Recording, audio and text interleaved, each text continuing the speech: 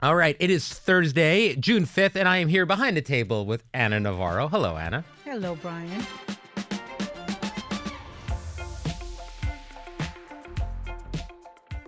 Let's start with some politics. It's you live in Miami, as everyone knows. It's an area with a large Latino population that voted for President Trump in pretty large numbers. I've seen you posting about this.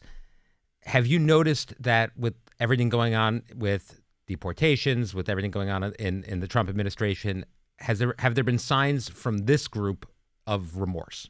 Yes, Really? I am beginning to see it. I hadn't seen it until now, but it's really hitting home in South Florida because South Florida is the home to the biggest Nicaraguan, Haitian, Cuban, and Venezuelan exile communities. And those are precisely the communities that have been the most targeted by these Trump policy changes and deportations and, changes on immigration laws, et cetera.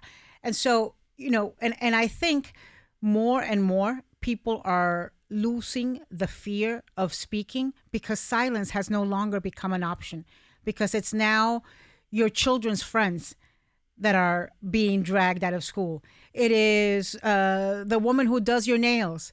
It is your friend, your colleague, the nurse at the hospital, the woman that you know because she makes the coffee that you go and have every morning at a restaurant on 8th Street. So it's people that you know. And that's one of the things that pisses me off so much. Because, you are supposed to care about other human beings, even if they're not your friend or your colleague or your neighbor. You are supposed to care just because you're supposed to care out of humanity. And the cruelty that is being exerted on the Latino and immigrant community is boundless. And I think it's gotten to a point where you just can't avoid it. You really have to try hard to be a Latino in this country and live in a bubble where you are not seeing the racial profiling and the racism. And yes, there's people who are still delighted with everything that Trump is doing. But more and more people are realizing that when they thought they were voting for somebody who was going to deport criminals and rapists and bad guys and gang members, that's not the people getting deported. Because ICE has a quota of 3,000 people a day to deport. And so it means they're going into the schools and they're dragging children out. It means they're going to the courts, and people who are there for immigration hearings are getting zip-tied along with their children and disappearing. It means that, babies are being torn from mothers' arms. It means that there's a lot of U.S. citizen children that are going home to an empty home and an empty kitchen. And I've always said this to you over and over again, it hits differently if you are Latino. Because, when I log on to social media, I'm seeing the stories from Univision and Telemundo and the stories that are amplified by Latino voices and Latino media outlets that maybe you don't see, right? No. Unless it gets to an ABC News or something like that. And so what I am seeing is infuriating. It makes me indignant. I'm frankly incredibly resentful at the Latinos who we told over and over and over again that this was going to happen. We told them that their abuelas and their tias were going to get deported. But they thought it was going to be just some like Venezuelan gang members. Well, guess what? Very few, if any, Venezuelan gang members have actually gotten deported. And the people who are getting deported are the tias and the abuelos. And now it's too late. And they have to live with the remorse. Bunch of these Venezuelans and Cubans who were going through the streets of Miami singing songs about voting for Donald Trump. Voy a votar por Donald Trump. Guess what?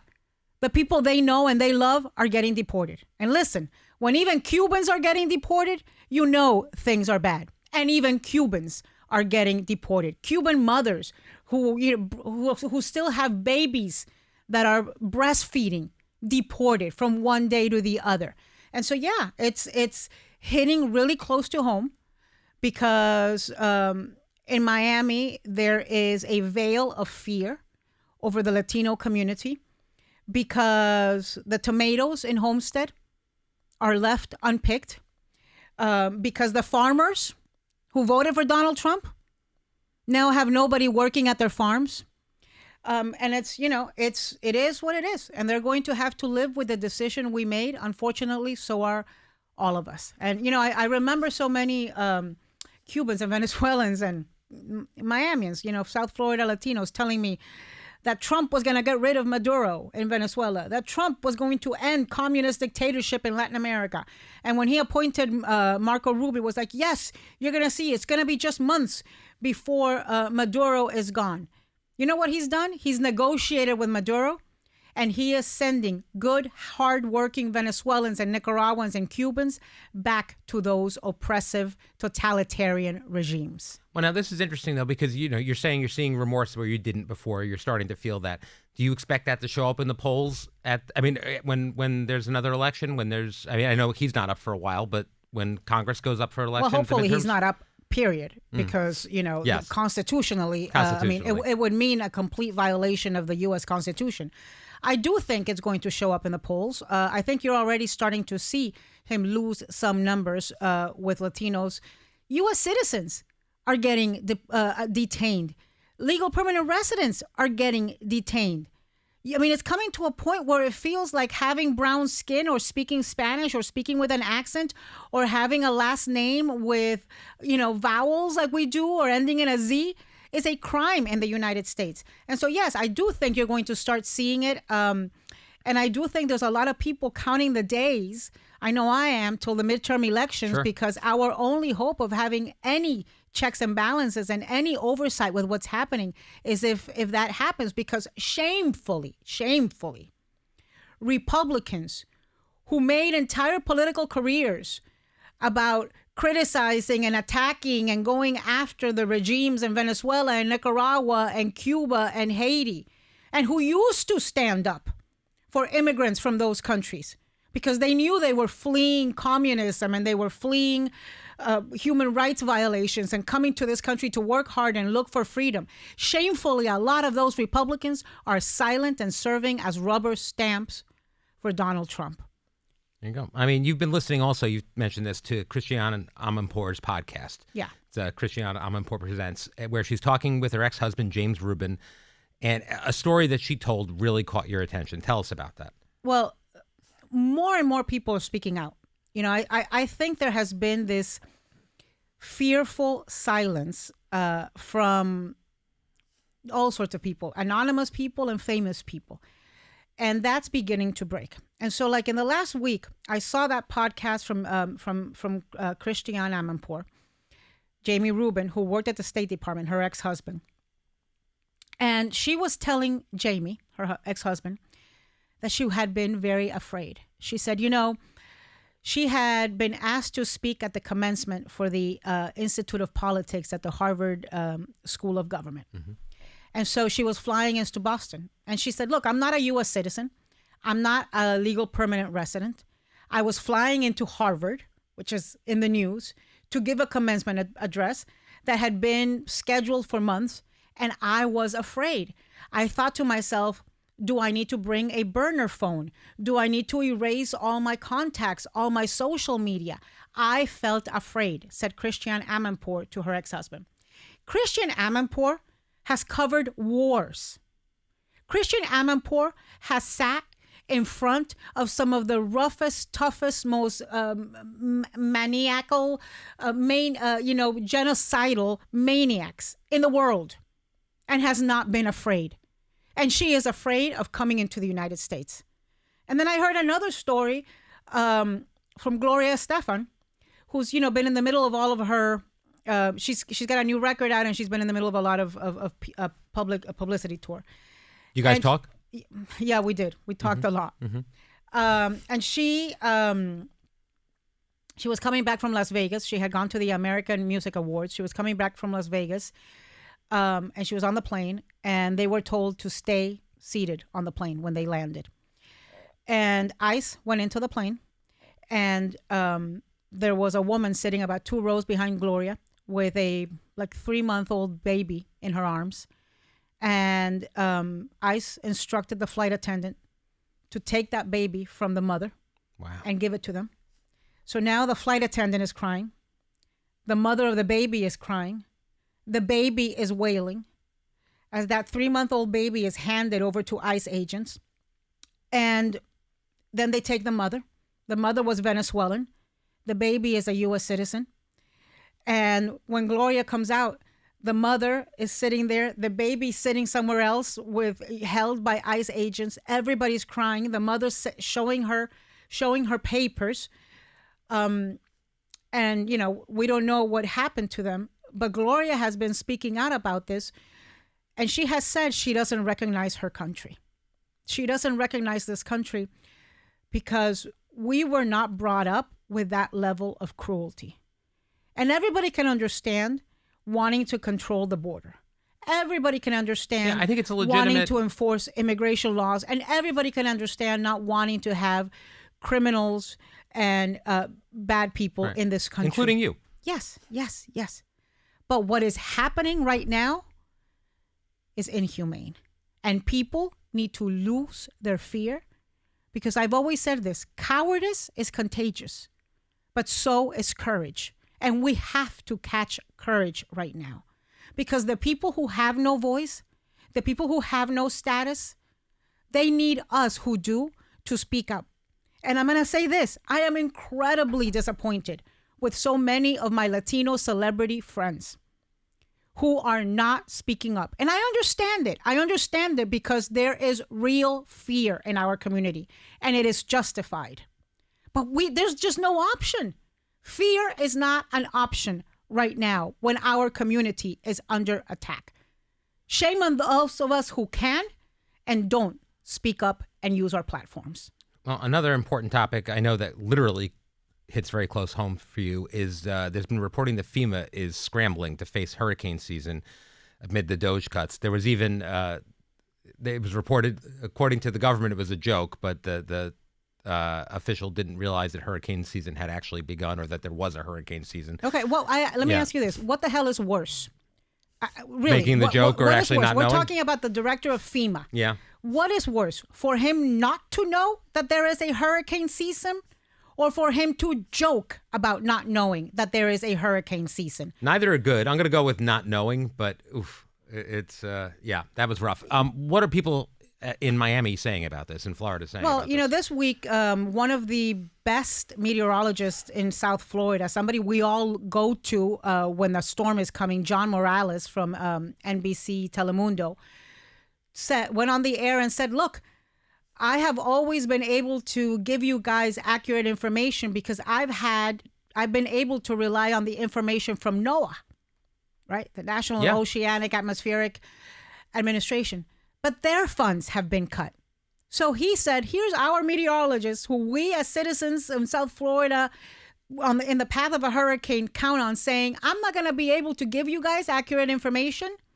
And then you follow it up with the FEMA guys saying, ha, ha, ha. I didn't even know there was something called a hurricane season. And we've learned this lesson before. George W. Bush learned it. I was talking to Bill Clinton about it before he went on the show. And we were talking about FEMA and just how important it was. And you remember when Hurricane Katrina happened in New Orleans, George W. Bush going out there, and it was incredibly mishandled at first. Right. And George W. Bush went out there and said, you're doing a hell of a job, Brownie, to some, political, Clinton had a phrase I liked, political disappointee.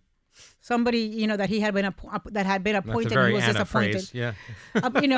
And so Bush had appointed a crony, this Brownie guy from Texas, who didn't know Jack, and when a big one hit, completely mishandled the situation. And I'll tell you, one of the things, for example, that I remember Obama doing is he hired Jeb Bush's emergency management person to run FEMA, Craig Fugate, who had done an extraordinary job in Florida and did a very good job running FEMA under Obama. Because there are things that as U.S. citizens, we really should not care about partisanship when it comes to, who is running the thing, that ship. We want qualifications. We want experience. We want leadership. And one of those things is disaster management. Where, I don't care if they are Democrats, Republicans, vegetarians, or Rastafarians. I want them to be able to do a good job running disaster management. And it is very concerning to know that we're not going to, the NOAA funds have been cut off, that the FEMA guy is a buffoon. But I mean, it's just symptomatic of everything else going on in this administration. And this week, the Secretary of Education testified in front of Congress, and this woman who was railing against DEI and saying we needed to show both sides of Black history. I don't know what both sides of of slavery are, but okay. Did not know what the Tulsa massacre was. I saw that. She did not know who Ruby Bridges was. I mean, I guess it could have been worse. She could have actually thought it was a bridge made out of rubies or something. But how can you have people that are so woefully lacking knowledge about their departments, about their areas that they are running? Because, look, I disagree with him on a lot of things, and I'm very disappointed in Marco Rubio. But there's not a question you can ask Marco Rubio on foreign policy or about the State Department that he wouldn't be able to give an intelligent answer to. I don't think there's a question you could ask Scott Bessent that he wouldn't know the answer to, the Treasury guy. Right. But then you've got people like Hegseth running Department of Defense who can't answer basic questions about his department.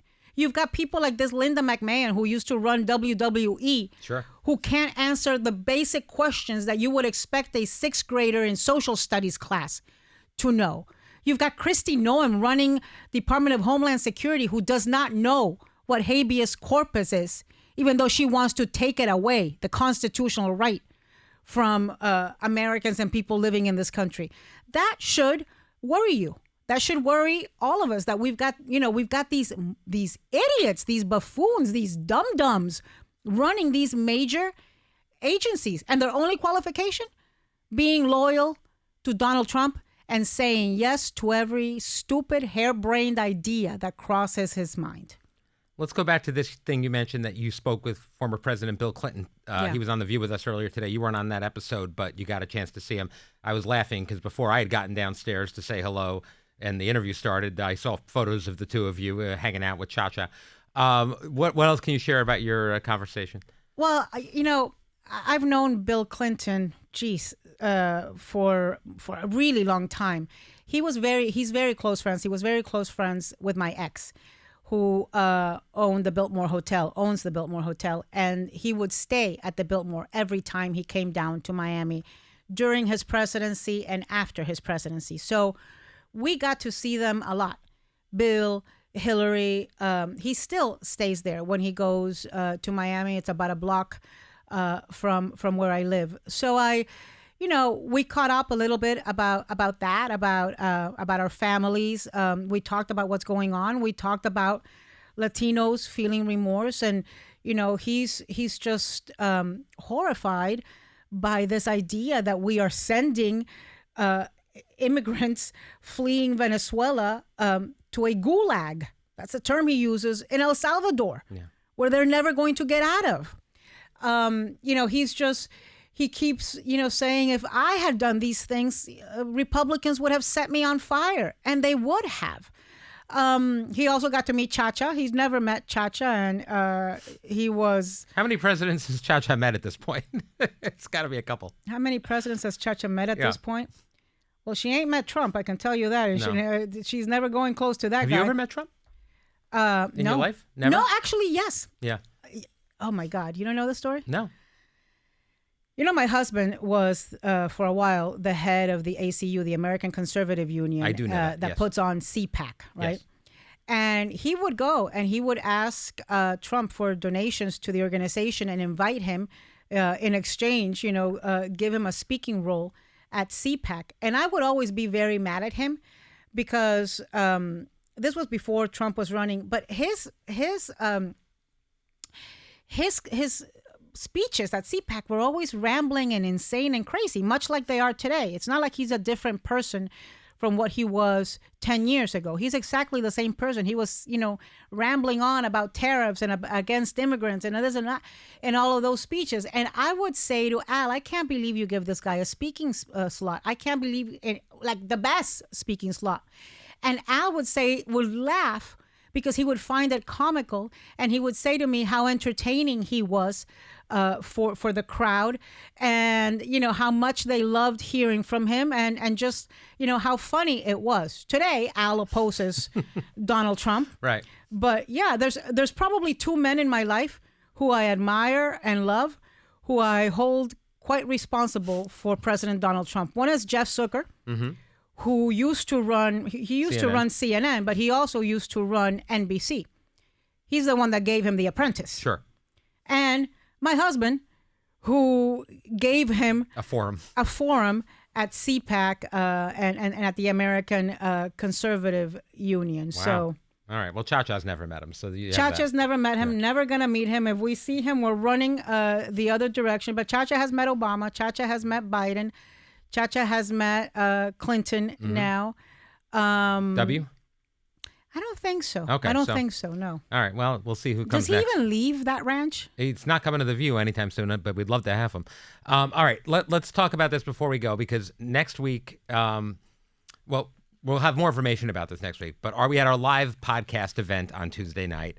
You had 2 nightmare travel days and ended up getting there just before it ended in dramatic fashion, but it was fantastic. It kind of was perfect. What can you tell us about what happened? Well, so I was on the show on Monday. Yeah. I had to go home to Miami because I had an important doctor's appointment in Miami that I wanted to go to with Al. And, as you know, changing a doctor appointment is impossible. Yes. It'll take 6 months to get a new one. So I went, flew home to Miami. I thought I'd never see you at that point. I thought there was no way you were making it back. The Miami airport was closed on Monday for 4 hours because of biblical rainstorms and thunder. So I got home at 1 a.m. on Monday night. Got up, went to the doctor's appointment. Then Cha-Cha and I went to the airport. We thought we were home free. We got on the plane. The plane left the gate, and about 10 or 15 minutes after we were on the tarmac, the plane went back to the gate, and they told us that the second engine had not turned on and that we should deplane. Right. And once you are told to take your stuff and deplane, that is like the death bell. Okay, yeah, it's not great. Yeah, and so, but the folks at American, where I travel so much and I know everybody at the airport. I think I spend more time with them than I do with my husband. Yeah, were able to get me on the next flight, but it landed like 10 minutes before your event was over. And so you held it up for me a little bit. I stalled as long as I could. Once Joy realized I was stalling for you, then she got annoyed and was like, let's just get going. This is ridiculous. Yeah. And then, of course, all those other bitches are in full hair and makeup and completely styled and showing off their red bottom shoes. And, they're all looking like Barbie dolls. And I walk in my, in a sweatsuit, a stylish sweatsuit. I mean, you travel well, but it's And with Cha-Cha in like a baby Bjorn situation. Yeah, that was amazing. I had never seen that before. I love that. I now travel with her on this thing, this backpack that's on my chest, because it allows me to have both arms, available, and she is able to see out because she likes to see where she's going. She doesn't want to. And she's close to my heart. Of course, you can hear your heartbeat. No, it was very good. It was dramatic. And there were people there, I feel like everyone was happy to see everybody, but they would have been disappointed if they didn't get you. So it was great when you came in and everyone jolted to life. It was a great, fun night. We're going to have more information about where you can see it. I heard you and Joy talking about me yesterday. That You're the only one who listens. I appreciate it. I only listen to you and Joy because I know you all like to poke fun at me. It was more Joy than me. I listened back after you texted both of us and called us names last night, and it was more Joy who was guilty this time than me. I made a couple jokes about. You love to stir the pot. I do. I enjoy it. Yeah, I enjoy a little host on host. All right, that's Violence. All. Yes, that's all the time we have for today. But thank you for joining me today, Anna. That's it for Behind the Table this week. But tomorrow we have an all-new view for you. We have Luke Skywalker is here. Mark Hamill. I'm very, very excited for this. No, last time I saw him was a Democratic National I remember. Convention. You told me all about it. You didn't know who he was. You shouldn't say those things in public. You said it on this thing. That I didn't know who he was? Yeah, we talked about it for 20 minutes. People on the know podcast. that I don't know who people are, right? Yes, they do. But you figured it out. You never saw a Star Wars, you said. It was a whole thing. I still haven't. I know. It's ridiculous. It's a sin. But we also have Brianne Howie from many are there? Ginny and Georgia. Technically 9, 10 11. There's a lot. And a couple TV shows. In the ones with Mark Hamill, there's 3. Are there any Latinos in them? Yeah. Which one? Well, first of all, Diego Luna, who you love, is in Andor, which is fantastic.